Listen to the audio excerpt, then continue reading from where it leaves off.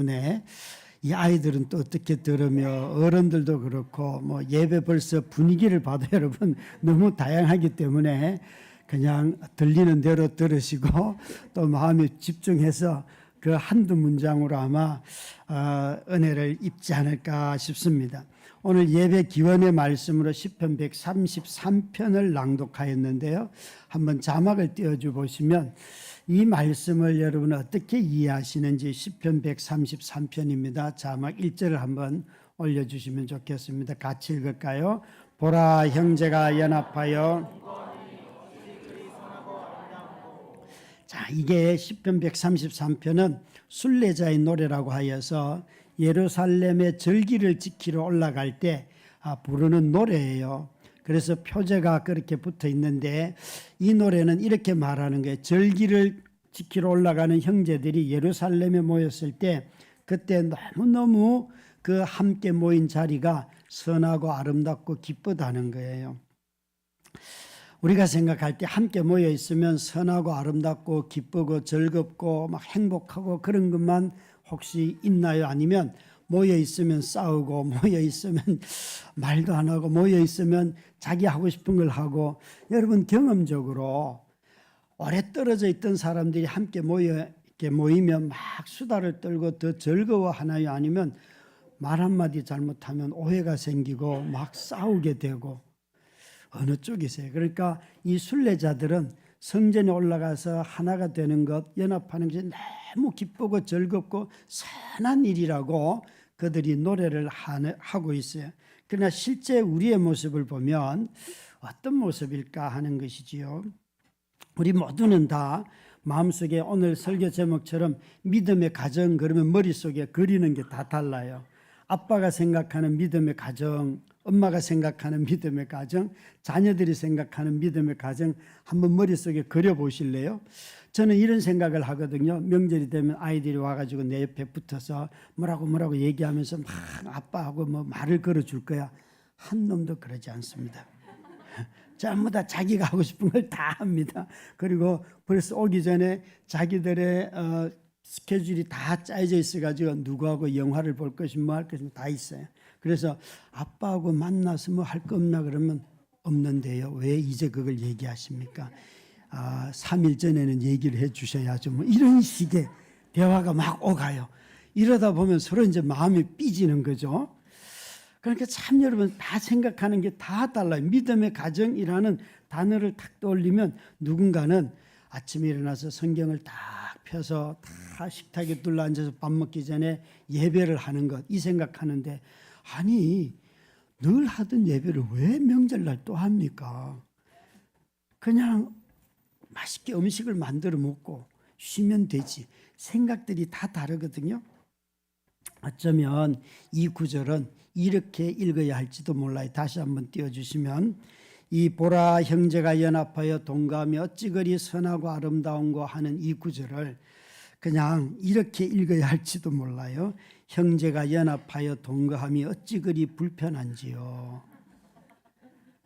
이렇게 읽어야 할지도 몰라요. 사실 여러분 실상이 그렇죠. 우리 모두가 다 명절을 맞아서 오고 가는 길에 많이 지치잖아요. 어떻게 하면은 길이 안 막힐 때 갈 수 있을까? 또 어떻게 하면 무슨 선물을 사야 될까? 이런 생각들도 하지만 누군가는 보너스는커녕 오히려 보너스를 받아도 자신들이 이미 갚아야 할 빚이 있고 카드 돌려막기를 해야 되는 사람들도 있을 것이고 다양한 부류의 사람들이 많습니다. 이런커녕 오히려 실직의 통보를 받는 사람들도 있지요. 특히나 명절을 맞이할 때 대부분 권면하는 것 중에 하나가 제발 명절 때는 정치적인 얘기는 하지 마라. 싸운다. 여러분 그죠? 정치적인 이야기를 하는 순간 싸운다. 그러죠. 뿐만 아니라 우리가 명절에 또 자녀들을 향해서 너 언제 장가 갈래, 시집 갈래, 뭐 취직은 언제 하냐 이런 거 뭐 묻지 말라는 거 아니에요. 그러니까 오히려 명절에 만나서 우리가 화목하고 편하게 대화하고 서로 위로하고 긍정적으로 축복하고 이런 것보다는 명절을 맞이하면 오히려 하지 말아야 할 말들을 먼저 생각해야 하는 그런 긴장이 우리 안에 있지요. 어쩌면 여러분 시편 133편 이 1절부터 있는 3절의 말씀은 우리에게 큰 소망을 얘기합니다. 그것은 모두가 다 그리워하는 형제들이 모이면 화목하고 그 자리가 소망이 가득하고 사랑이 넘치고 또 서로 배려하고 먹을 것이 풍성하고 이런 모든 소망이 가득 차 있는 모습이지요. 그러나 이런 소망의 충만함에 비하여서 충만한 소망에 비하여서 저와 여러분의 인격이 성품이 모자라기도 하고 또 어떨 때는 재정이 부족하기도 하고 또 어떨 때는 몸의 건강이 컨디션이 좋지 않아 가지고 그런데 반응할 수 없는 그런 형편이기도 해요. 그런 경우에 우리가 어떻게 할까? 여러분 이 말을 꼭 기억하셨으면 좋겠어요. 만약 그런 상황이 되었을 때 내 마음에 들지 않아도 여러분 이 명절을 지킬 때에 하나님이 정하신 지위를 존중하라는 거예요. 내 마음에 들지 않아도 하나님이 정하신 지위를 존중하라.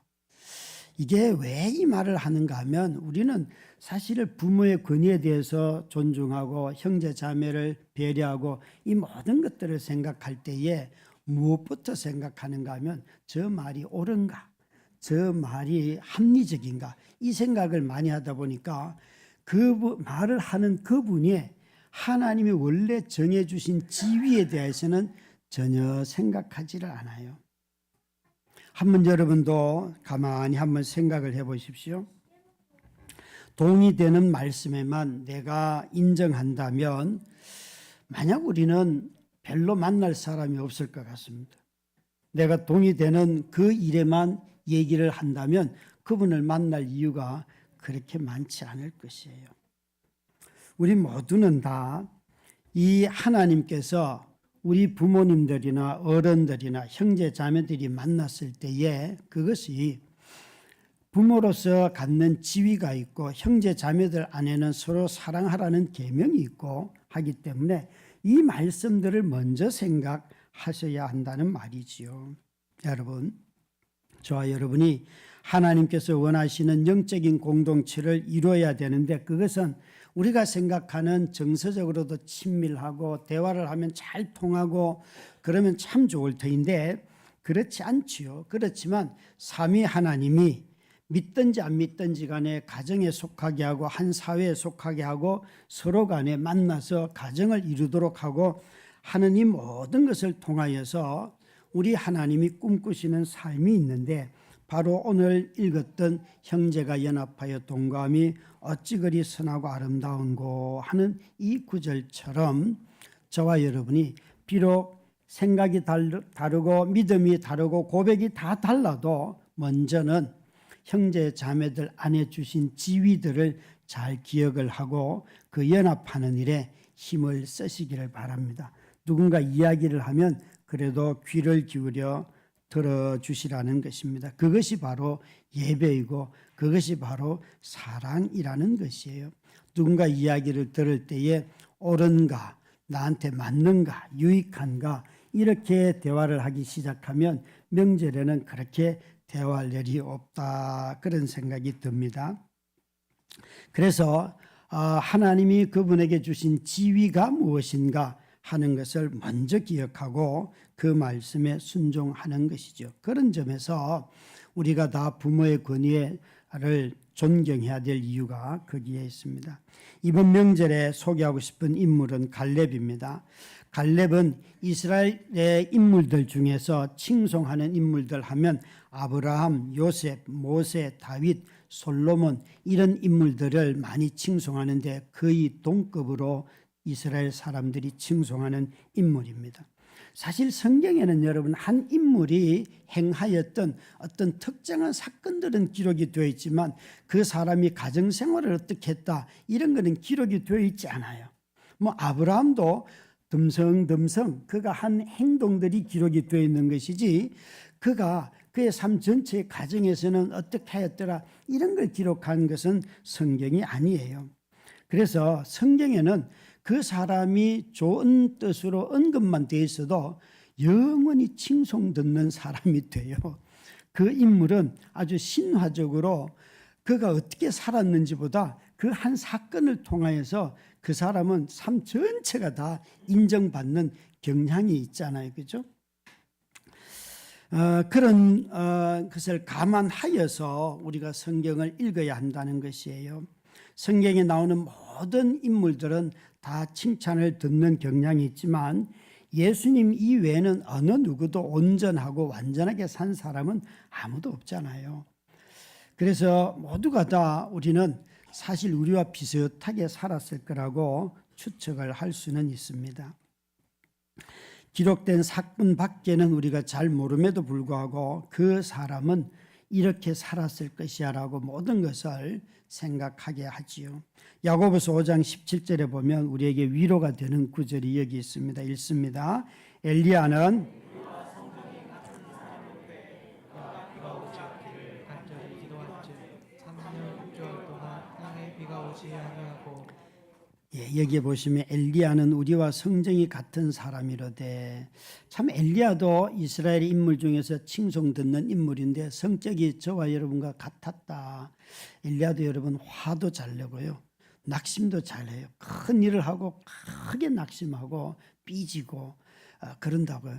그래서 그럼에도 불구하고 그가 이런 성정을 가지고도 기도하였는데 하나님이 그의 기도를 들어주셨다 하는 것이에요. 기도 응답은 내 성품과 관련이 없을 때가 많습니다. 그래서 기도는 많이 하시는 게 좋습니다. 여러분, 성질대로 좋은 성질을 가진 사람에게만 응답 주신다고 하면 저와 여러분이 응답받을 게 별로 없을 거예요. 없을 거예요. 그런데 하나님은 성품을 따라서 응답하지 않으시거든요. 여기에 엘리야는 그런 사람이에요. 그래서 제한적인 정보이지만 갈렙에 대해서 한번, 갈렙은 어떤 가정이었을까 한번 생각해 보려고 합니다. 이 갈렙은 이방인으로서 이스라엘 백성이 된 사람이에요. 이것을 신약의 언어로 하면 거듭난 사람이라 하는 거죠. 갈렙은 유다를 대표하는 족속의 유다 지파를 대표하는 아주 정탐꾼이었잖아요.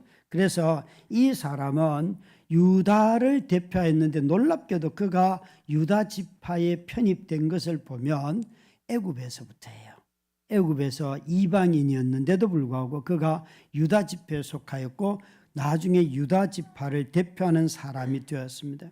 이 갈렙과 동시대 인물이 누구인가 하면 여러분 성막을 건축할 때 그 성막을 건축하는 걸 모든 걸 지도하는 브살렐이라고 하는 사람이었습니다. 그 아주 손재주가 좋은 사람이에요. 그와 동시대 사람이에요. 그러니까 이 갈렙은 브살렐을 통하여 성막이 막 건축될 때 어떻게 모으는 것, 짓는 것 이런 걸 다 함께 본 사람이 바로 이 갈렙이라는 것이지요. 그러니까 갈렙은 애굽에서부터 출발해서 애굽에서 유다 백지파에 속하였고 그가 홍해를 건너고 광야에서 언약을 맺고 성막을 건축하는 것을 함께 힘을 모아서 세웠습니다.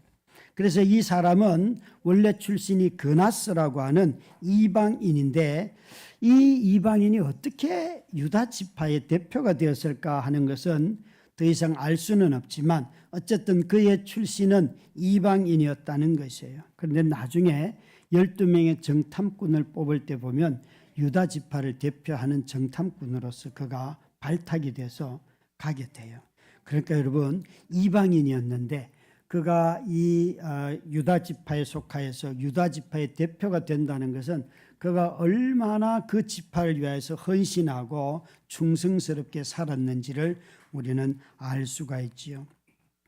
심지어 이 여호수아서의 14장에 보면 자기가 40살 때 정탐꾼으로 뽑혔는데 이제 이 가나안 땅에 들어오기까지 45년 동안 자기 나이 85세가 되도록 너무너무 열심히 살고 성실하게 살고 약속을 잘 지키며 살았다는 것이에요. 그는 자기의 신앙을 이렇게 말합니다. 여호와의 말씀을 따라 나는 행하였다라고 고백합니다. 여호수아서에 따르면 여러분 이방인으로서 이 이스라엘 백성이 된 사람이 한 사람 나오는데 라합이 나옵니다. 여자 라합입니다. 그런데 이방인으로서 라합이 이스라엘 사람이 되었다면 또 이방 그러니까 여자 중에서 되었다면 남자 중에서는요 아주 대표적인 인물로 바로 이 갈렙을 들 수가 있습니다. 갈렙은 그가 이방인이었음에도 불구하고 하나님의 백성이 되었는데 가나안 땅에 들어와서 된 것이 아니라 그 이전에 이미 라합보다도 훨씬 이전에 하나님의 백성으로 살아가고 있었습니다. 사랑하는 우리 성도 여러분, 저와 여러분이 믿음의 가정을 세우려고 하면 가장 먼저 생각해야 될 것은 내 자신이 하나님의 백성 되는 것이에요. 하나님의 백성이 되는 것. 그래서 그리스도인이 된다라는 말을 쓸 때에 성공회에서는 딱 이 두 가지를 가장 먼저 묻습니다. 성공회에서는 네가 세례를 받았느냐? 네가 성찬에 참여하느냐? 이것이 바로 그리스도인 됨의 표지이기 때문에 그렇습니다. 그리스도인이 된다는 것은 자신을 부인하여서 세례를 받고 뿐만 아니라 매번 주님의 몸과 연합하여 살아가는 그 모습이 성찬이에요. 그래서 성공회에서는 그리스도인이 되었습니까? 라고 묻는 것을 네 마음에 확신이 있느냐 그것보다도 먼저 성찬에 참여하고 또 네가 세례를 받았느냐 이것을 먼저 묻습니다. 우리 모두가 다 이방인이었던 우리들이 하나님의 백성이 되는 것, 그래서 내가 먼저 믿음의 사람이 되는 것, 그것을 성경은 거듭남이라고 하지요. 하나님의 백성이 되어서 그 거듭남의 삶을 살아가는 모습을 이 갈렙은 오래전부터 보여주었습니다. 그래서 그는 하나님의 백성에 속하였던 것이지요. 갈렙의 입장에서 보면 애굽으로부터 독립하여서 그 이후에 백성이 된 것이 아닙니다. 그가 애굽에서 하나님의 백성이 되었다는 것은 노예로 살 때 애굽에 종살이 하던 이스라엘 속에서도 그는 하나님의 백성이 되었다는 것이죠. 우리의 삶이 힘들고 어려워도 얼마든지 하나님의 백성이 되고 하나님의 백성에 속할 수 있습니다. 저와 여러분이 자꾸만 예수 믿는 것은 시간이 있을 때나 믿고 형편이 좀 나아지면 믿고 이런 생각들을 우리 주변에 참 많이 갖고 있는데 아닙니다, 여러분. 예수를 믿는 것은 그 모든 것보다도 앞서는 일들이고 오히려 힘들고 어려울 때 훨씬 예수님 믿기가 더 좋습니다. 믿음의 가정이라고 할 때 어떤 모습을 보고 우리는 믿음의 가정, 이 명절을 통하여 믿음의 가정을 이룰까? 예배 한 번 드리는 것, 그것도 하나의 표지가 될 수는 있죠. 저는 이번에 이런 제안을 좀 드리고 싶습니다. 여기 계시는 부모님들이나 또 믿음의 형제 자매들이 자신의 가족들에게 내가 언제 예수를 믿었고 어떻게 믿게 되었고 믿고 난 뒤에 나에게 어떤 일들이 일어났는지를 그런 이야기들을 좀 자녀들에게 또 친구들에게 또 부모님에게 자기를 소개할 수 있으면 어떨까요? 내가 이래서 믿음을 갖게 되었습니다 라고 말해준다면 가족들 안에서 우리 엄마가 이렇게 믿었구나, 아빠가 저렇게 믿었구나 라고 혹시 듣지 않겠습니까? 제 개인적으로도 가만히 보면 저도 고등학교 때 교회를 다녔지만 실제로 인격적인 회심이 일어난 것은 대학교 2학년 때예요. 그때부터 예수님이 내 삶의 주인이구나 하는 것을 확실하게 믿게 되고 그 이후에 일어난 변화는 이루 말할 수 없이 컸습니다.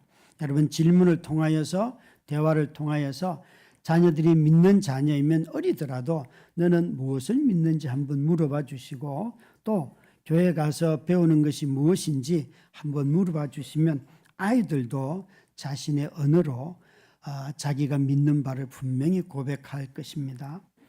이런 것들이 믿음의 가정에서 일어나야 할 일들이지요. 이 본문에는요, 우리가 읽은 이 본문에는 이 갈렙의 딸 이야기가 나오는데 갈렙의 딸 악사도 보면요 대단히 담대하게 그는 담대한 믿음을 가지고 있는 여자입니다. 이 본문 15장에 읽었던 본문에 악사가 출가할 때에 18절에 보니까 그가 내려서 땅을 달라고 아빠에게 부탁을 합니다.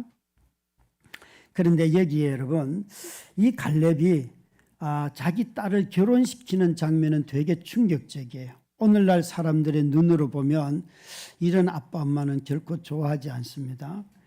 갈렙이 뭐라고 말하는가 하면 이 기럇 아르바에 누군가가 올라가서 이 도시를 점령하면 내 딸을 주마, 이렇게 말을 했어요. 그러니까 자기의 사촌인데 여기에 누가 나타나는가 하면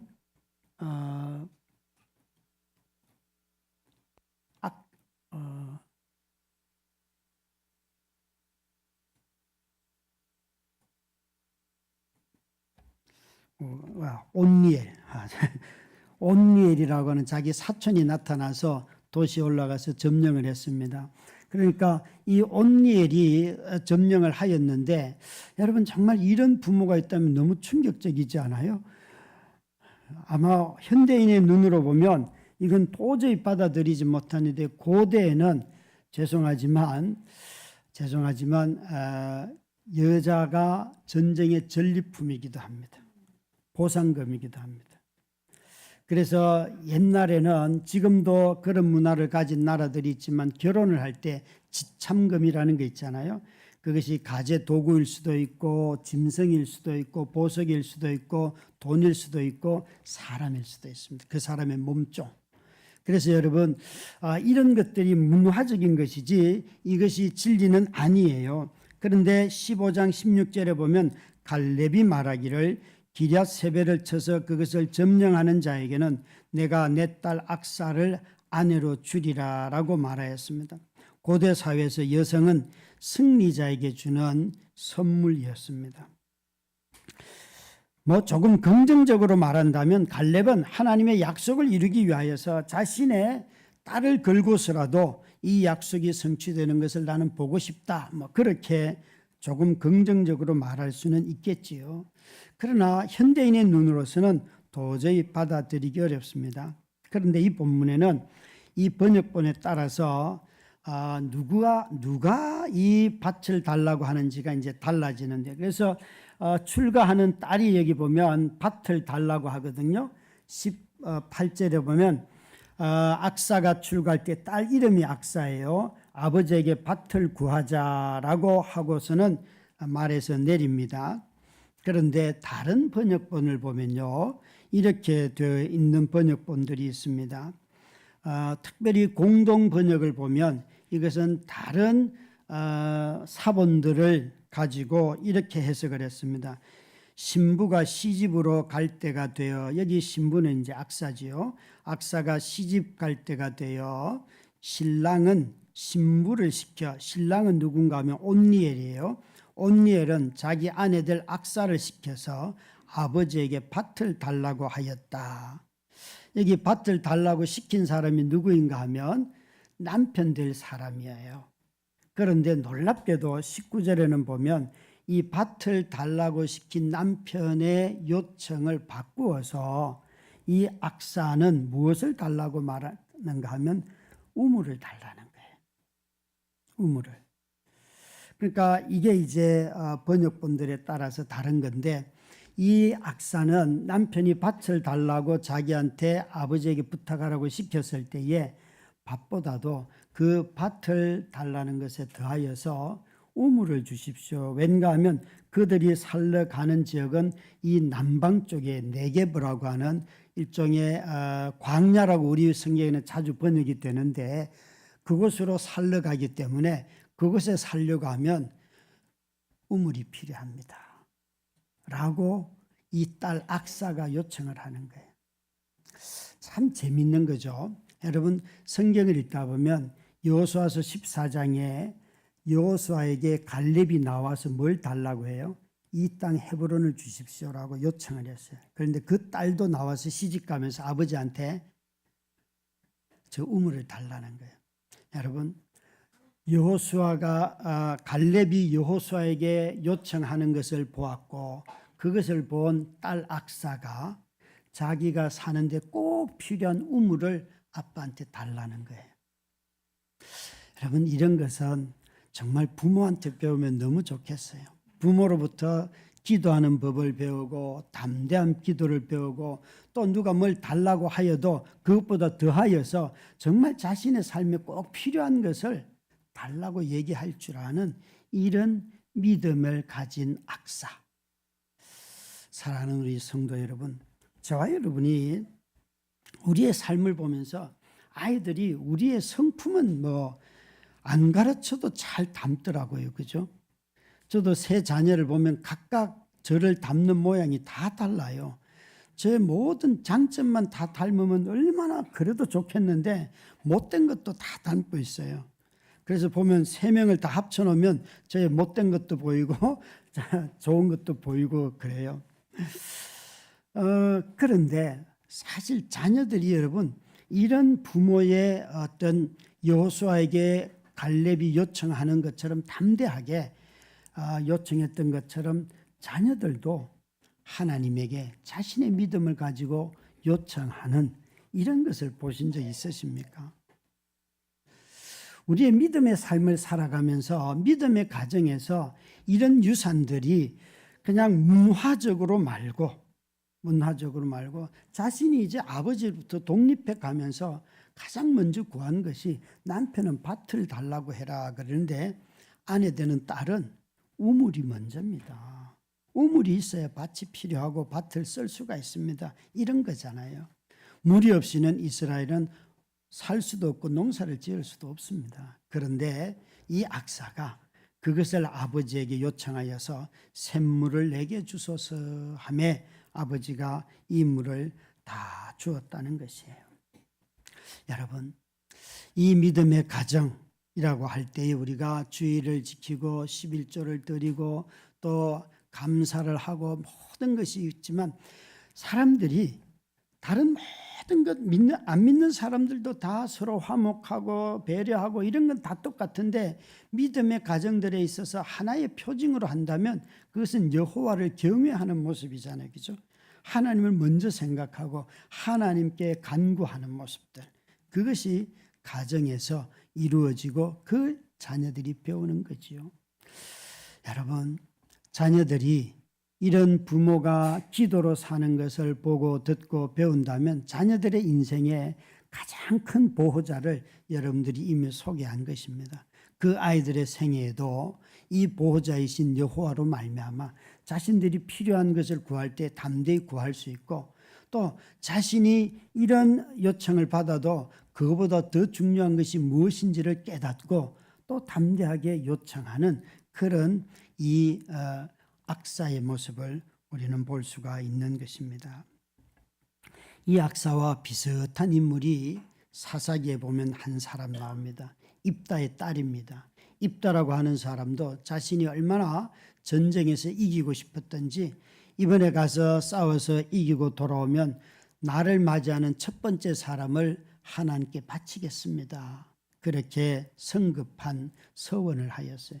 전쟁에서 이기고 돌아오는데 자기 집에 무남 동료 딸 하나밖에 없는데 그 딸이 제일 먼저 아빠를 맞이하러 나왔어요. 한번 상상을 해보십시오, 여러분. 아빠가 전쟁에 나갔는데 전쟁에서 돌아온다면 누가 제일 먼저 달려갈까요? 아내가 제일 먼저 달려갈까요? 아니면 자녀가 먼저 달려갈까요? 저는 당연히 자녀가 먼저 달려갈 것 같아요. 너무 좋아서. 그런데 그 딸이 맞이하니까 얼마나 입다가 슬퍼합니까? 그래서 딸에게 이렇게 말해요. 사실은 아빠가 전쟁에 나가서 이기면 나를 맞이하는 첫 번째 사람을 내가 하나님 앞에 바치기로 했다. 그러면서 우니까 아빠 걱정하지 마세요. 나한테 서너 달 시간만 주세요. 그 말씀 그대로 지키세요. 그리고는 자기의 평생의 독신으로 살았다 내지는 자신의 삶을 아빠보다 더한 믿음이에요. 아빠가 잘못된 약속을 했음에도 불구하고 그것을 이 딸이 받아서 지키더란 말이에요. 참 현대인의 눈으로 보면 있을 수 없는 일들이잖아요. 왜 그런 쓸데없는 약속을 했습니까? 뭐 그랬을 터인데 놀랍게도요. 아버지의 허물을 덮어주고 그 가족을 위하여서 그 족속을 위하여서 부족을 위하여서 자신의 삶을 다 드리는 것이 바로 이 입다의 딸이잖아요. 그러니까 우리가 성경을 읽을 때에 마치 갈렙의 딸 악사처럼 담대하게 아버지에게 남편이 요구하는 것보다도 더한 것을 요구하는 이런 악사도 있는가 하면 입다의 딸처럼 아버지가 한 약속에 그것을 잘못된 것임에도 불구하고 하나님 앞에 약속을 한 것으로 그가 알고 자신을 드렸다는 거죠. 여러분, 자신의 목숨이 위협을 받는 일이 있어도 그것을 지키고 실수마저 덮고 지키는 그런 입다의 딸의 모습, 이런 것이 성경에 나타나더란 말이죠. 사랑하는 성도 여러분, 여러분이 생각하는 믿음의 가정의 모습은 어떤 것이에요?